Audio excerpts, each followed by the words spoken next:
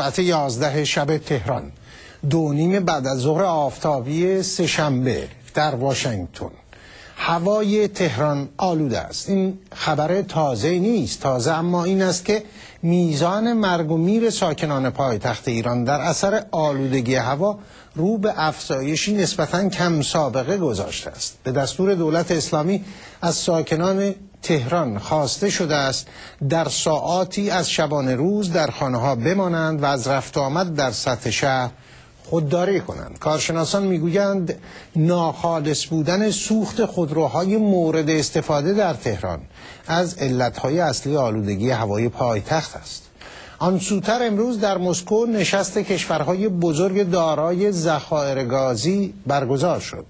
کارشناسان میگویند ایران میتواند به جای انرژی هسته‌ای که برای این کشور مسئله ساز شده است از ذخایر گاز و نفت خود برای تولید انرژی استفاده کند.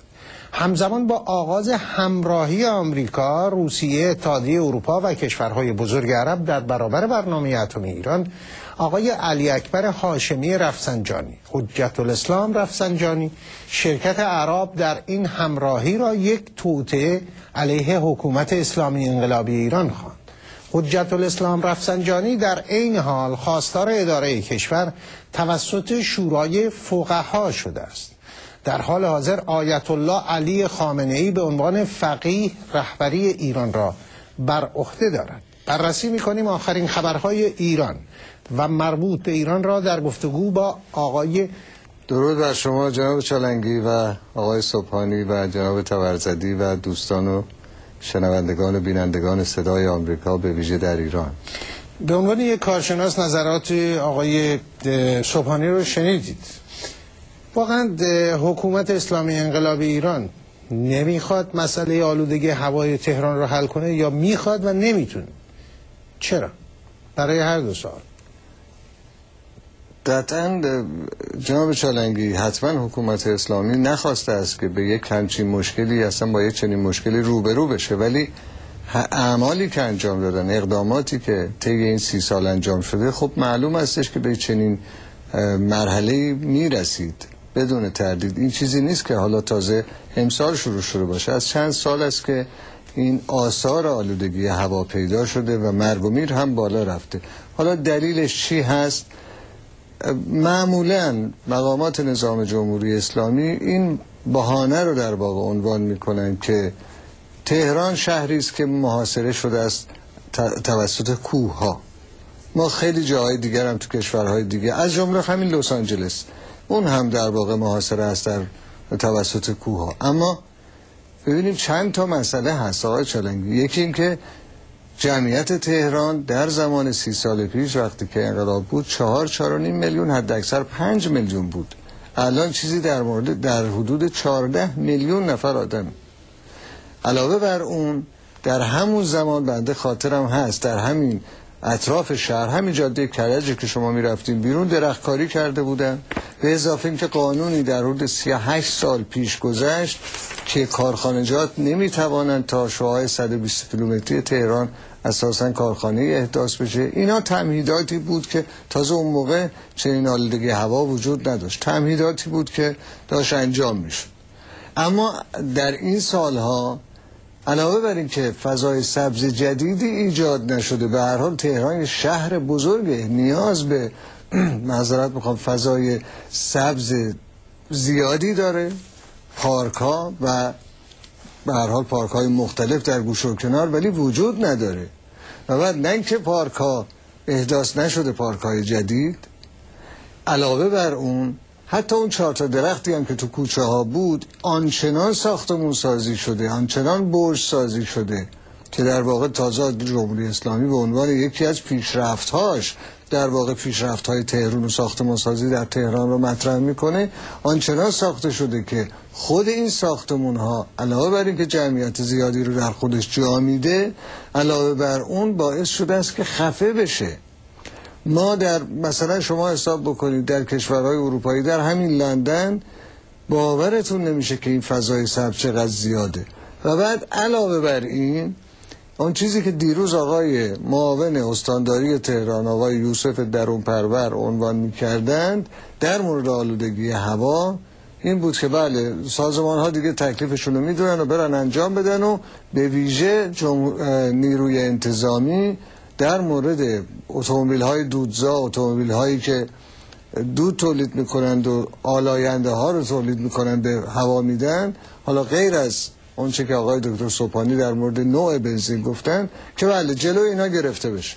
حالا این که ما میدانیم حداقل میتوانند نه الان به طور کلی یک معاینه فنی در همه جاها مرسوم است، در هر سال از اتومبیل ها بشه اتومبیلی که اصلا زاینده دود و نمیدونم آلوده کننده هواست ازش جلوگیری بشه، ولی به طور کلی بی‌توجهی میشه به این چیزا و دقیقاً روزی مانند مسائل دیگر روزی به فکر مثلا راه حلی میفتن یا به فکر چاره میفتن که اون مشکل پیش آمده. حالا اینکه اینها همش قابل پیش بینیه، چیزی نبوده که در تهران ما حساب بکنیم یه چنین مشکلی ایجاد نمیشه. پارسال داشتیم، امسال و سالهای دیگه اگر بخواهند ادامه بدهند بدتر خواهد شد. آقای سوپانی میگویند احتمالاً پایتخت رو ببریم جای دیگه. اگر قرار باشه تمرکز تمام کارهای مملکت در یه نقطه باشه، حالا پایتخت میخواد هر جا باشه،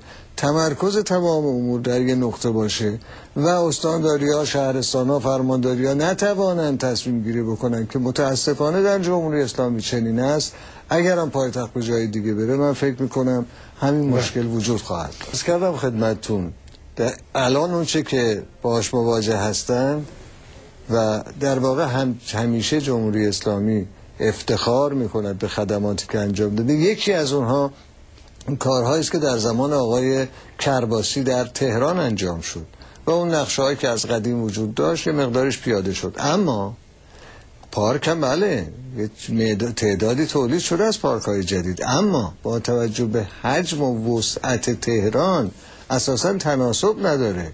اگر فرض کنید 4 تا 5 تا پارک درست شده اینها تکافو نمی‌کنه.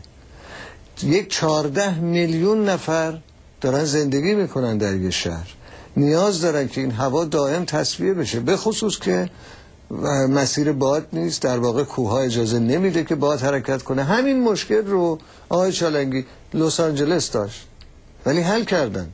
لس آنجلس حل کردن. این یه چیز در حدود 30 سال پیش 25 سال پیش اجازه ندادن. شما نگاه بکنید تو هر خیابونی حتی اون موقع اقلا توی کوچه 4 تا درخت بود. همونها هم ساختمون هایی که ساختند جمعیتی که فرض کن توی کوچه بوده 10 برابر 15 برابر شده و اینها اگر هم کاری انجام شده به هر حال کافی نبوده. ضمن این که عرض کردم مسائل آلاینده و این مسائل اتومبیل رو باز همون رو میشه بدون این که به این مرحله برسه درمان. به هر حال اون هدفهایی که روسیه داره جناب چالنگی تردیدی درش نمیشود کرد که از ایران به عنوان یک عامل میخواهد استفاده بکند و تا به حال هم استفاده کرده است. خب روسیه پوتین که هنوز هم میشود گفت روسیه پوتین با اینکه ایشون نخست وزیر هستند و رئیس جمهور نیستند ولی اون فکر پوتین و خود ایشون در صحنه هستند و در چند سالهایی که بوده در سالهای اخیر نظری که در روسیه وجود داشته این هستش که به همون حالت و به همون موضعی که از پیشتر از فروپاشی شوروی داشت برگرده. حالا درست هستش که شوروی فروپاشی شده و نظام سوسیالیستی فروپاشیده، اما خود روسیه بتواند ابرقدرت بشود و در بازی ها میبینیم چه در مسائل اتمی در روشی که در 5+1 داشته، گرچه آخرش و در نهایت مجبور شده است که با دنیا راه بیاد ولی همیشه سعی کرده که رژیم رو هم بازی بده. در مورد گاز هم که فرمودید واقعا درست میگن آقای سوپانی، الان در موضع ضعف هست جمهوری اسلامی. در همین نشست امروز خب جمهوری اسلامی در شرایطی حضور پیدا میکنه که خودش مشکل گاز داره، مشکل مصرف گاز داره که وجود نداره گاز و میره از ترکمنستان میخره، خودش از طرف دیگه وقتی میخواد بفروشه باز مشکل داره، برای اینکه مثلا خط لوله صلح هند و پاکستان هنوز رو هواست، نه کسی سرمایه گذاری میکنه، نه کسی این کار رو انجام میده. از طرف دیگه خودش وقتی میخواد گاز بفروشه از طریق مثلا به امارات فروختن، همین قرارداد کرسن که اخیراً بود 1/5 قیمت معمول رو داره میفروشه. این هستش که واقعیت اینه، تردید نمیشه کرد که روسیه چه در ماجرای دریای مازندران، چه در ماجرای هسته‌ای، چه در مسائل سیاسی میخواهد از ایران و از طرف دیگه به عنوان یه پایگاه استفاده کنه و کرده، و از طرف دیگه میدونیم که ما الان اقلن یه چیزی در حدود 10-15 ساله که کارشناسای روسی اونجا جا خوش کردند و روز به روز هم افزایش پیدا میکنن. این همه که میگویند این جاسوس غرب است، اون نویسنده جاسوس فلان، شما ندیدید تا حالا بگن یه نفرم خب حالا برای روسیه مثلا فعالیتی میکرده؟ نه، اونجا جا رو خوش کردن و واقعا روسیه داره سوء استفاده میکنه.